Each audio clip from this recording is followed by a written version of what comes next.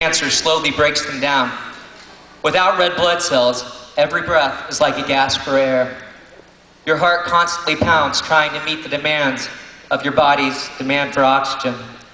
Everything you do is a chore. The simple task of getting to the bathroom is like running a marathon.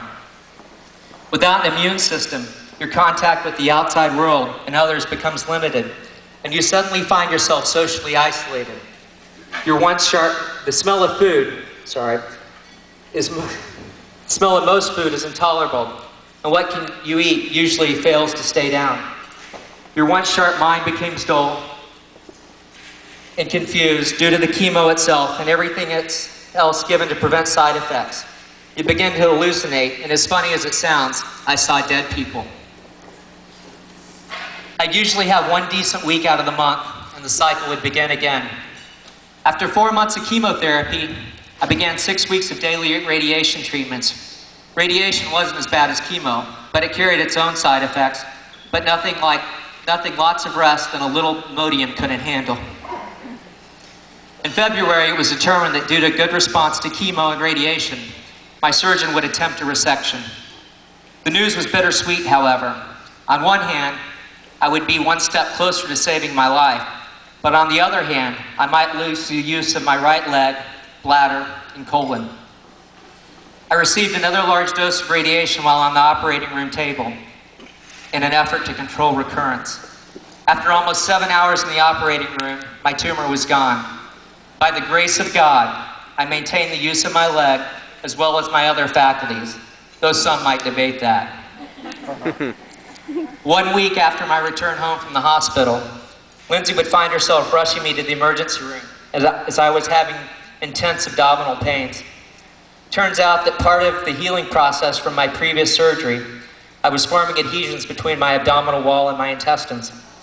This in turn led to an intestinal obstruction.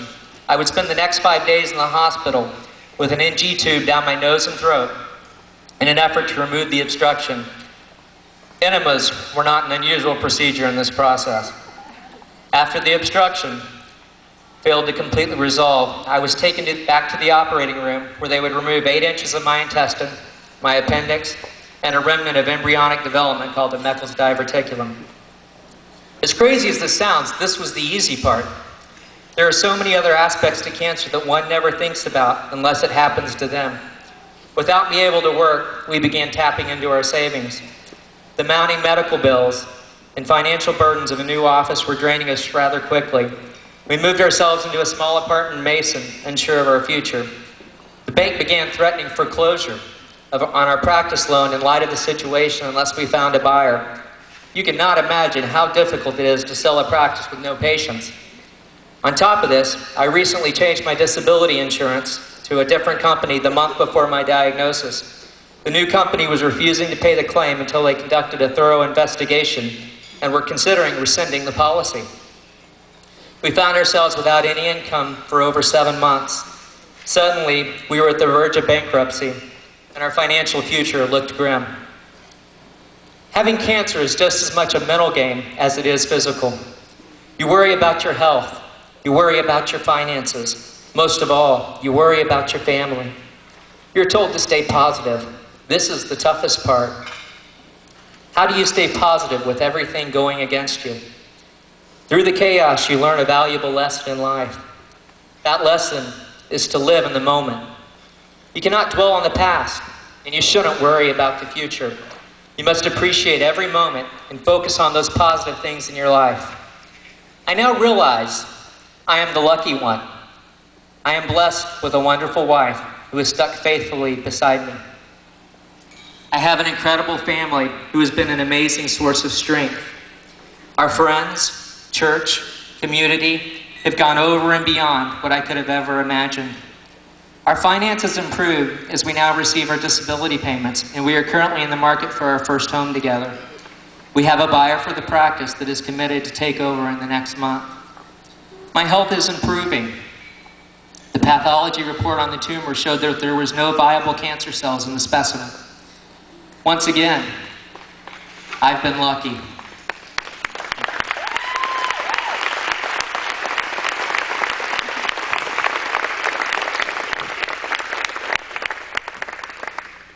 My treatments have been very effective against my disease. Still, there is cause for concern. 1 year ago, it was estimated that on average, I had 19 months to live. While I don't see myself expiring in the next 7 months, it makes one realize how aggressive this disease can be. Sarcomas, even when completely resected with wide margins, return over 50% of the time. This Monday, I will begin chemotherapy again to continue battling this disease in an effort to prevent recurrence. Since sarcomas are rare, occurring in 1 in 100,000, they don't get the research funding that some of the more prevalent cancers receive. This is one reason for the high mortality rates. In fact, survival rates have remained basically unchanged in the last 30 years. Sarcomas aren't as rare as you might think, though. Turns out the manager of my bank loan was diagnosed at the same time as me with a sarcoma at age 35. Easter Sunday, I lost one of my friends in Mason suffering from osteosarcoma at the young age of 45. Both of these men also have families whose lives are now in disarray, much like mine. We desperately need money for research to battle not only this form of cancer, but also the many other cancers that plague people. It is estimated that 1 to 2 out of every 3 people will battle some form of cancer in their lifetimes.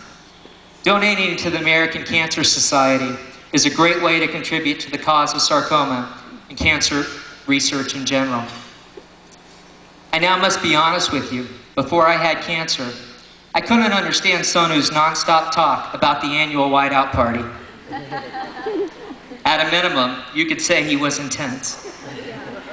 Then one day, he explained to me that he does it so others won't have to go through the pain and suffering that a cancer diagnosis of a loved one brings. I can now fully appreciate his intense desire to aid in finding the cure for cancer. Can you?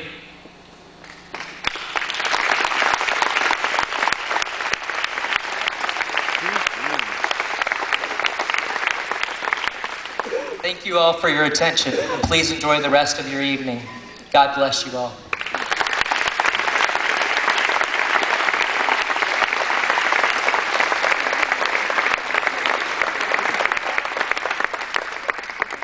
Move this table to the right, will you? Sit this right over here. I kind of work right-handed. I don't work so good left-handed.